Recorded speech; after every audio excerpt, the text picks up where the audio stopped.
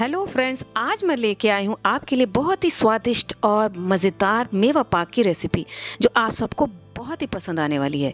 ये जन्माष्टमी को बहुत ही स्पेशल बनाने वाली है। झटपट से तैयार होने वाली बहुत ही शानदार रेसिपी। तो क्या होता है, ज़्यादातर पाक बनाते समय क्या होता है, ड्राई सी बनती है। तो ये जो रेसिपी है इसको फॉलो करोगे तो आपकी भी पाक जो रेसिपी है बहुत अच्छी बनेगी। तो चलिए बनाना शुरू करते हैं।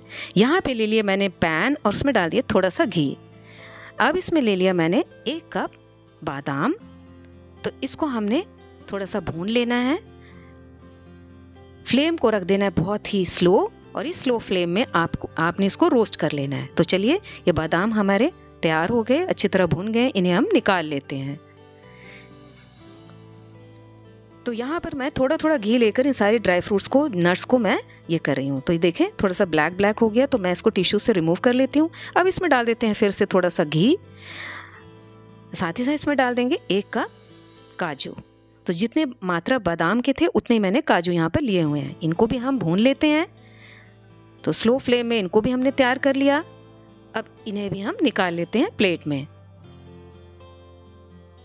अब फिर से हम डाल देते हैं थोड़ा सा घी। इससे क्या होता है, इस मेथड से अब यहाँ में डाल दिया मैंने किशमिश। अगर इस मेथड से थोड़ा थोड़ा घी डालकर आप इनको नट्स को फ्राई करोगे तो घी वेस्ट नहीं होता, ना ही उसमें कुछ स्मेल सी आएगी। तो चलिए, ये भी अच्छी तरह से फ्राई हो गए हैं, इन्हें भी हम निकाल लेते हैं।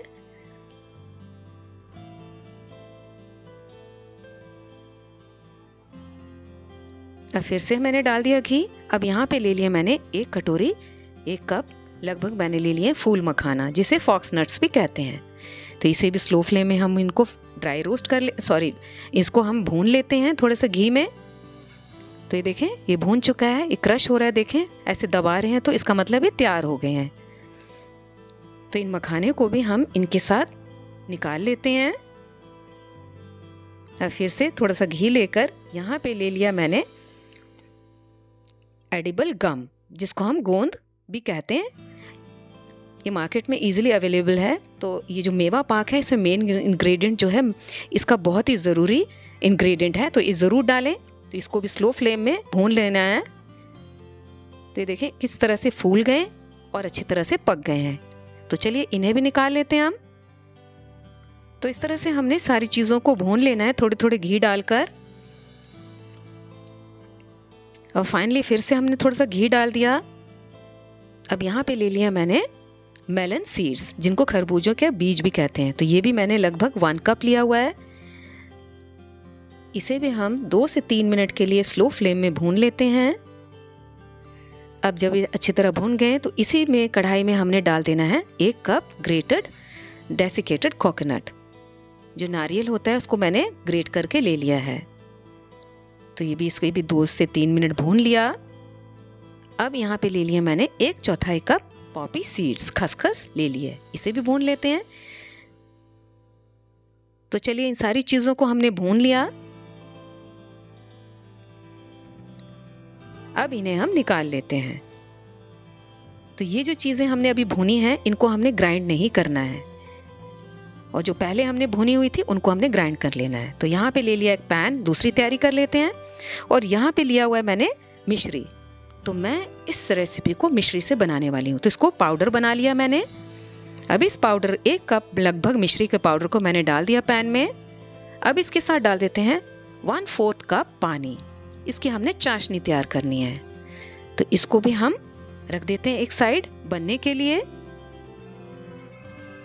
तो चलिए, उधर जो हमने नट्स भुने हुए थे वो भी ठंडे हो गए हैं। इनको ले लिया मैंने मिक्सी जार में, और इनका एक दरदरा सा पाउडर बना लेना है हमने। बारीक नहीं बनाना है, पल्स मोड में चलाकर हमने इसका एक कोर्स पाउडर बना के रख लिया। ये देखिए इस तरह का।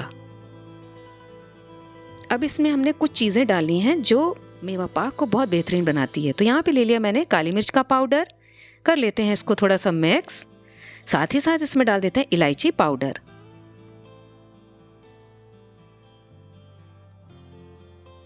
और जो हमने ये मेवा जो है जिसमें खसखस वगैरह डाली हुई थी, इसे भी हम इनके साथ मिक्स कर लेते हैं, क्योंकि हमने इनको ग्राइंड नहीं करना है। तो पहले जो मिक्सचर हमने ग्राइंड किया था उसमें ये जो मिक्स है इसको हम इसमें मिला देते हैं। तो चलिए, इनको मिक्स कर लेते हैं हम। तो सारी चीज़ों को हमने, इससे क्या होगा ना, अच्छा लगेगा, मेवा पाक खाते समय बहुत ही अच्छा लगेगा। और इधर जो चाशनी है इसको भी हम देख लेते हैं।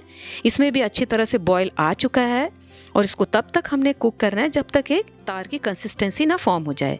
तो इजीली इसे चेक करने के लिए यहाँ में मैंने एक पानी ले लिया बोल में, उसमें देखें एक ड्रॉप डाल के ये देखें इस तरह से इकट्ठा हो रहा है।